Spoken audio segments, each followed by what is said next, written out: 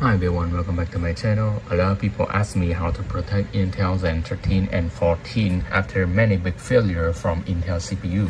I will show you everything in this video. I highly recommend you to do this if you have Intel Zen 13 or 14 CPU with MSI motherboard. You can see right here I have an Intel motherboard over here. The first thing I recommend you to do is update the latest BIOS of your motherboard.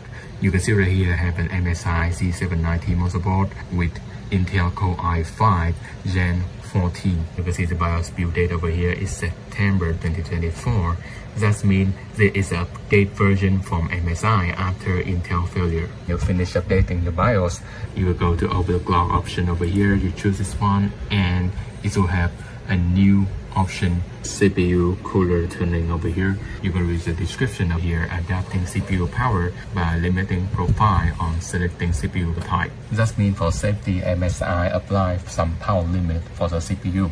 So you can see the option over here, you click this option and you can see we have three different options over here. First one is the Intel default settings, it's 181 watts. Second one is MSI performance setting, and the third one is unlimited setting. You can see this picture over here, this is from Intel community. Intel recommend us to choose Intel default setting. You can read over here more information related to this.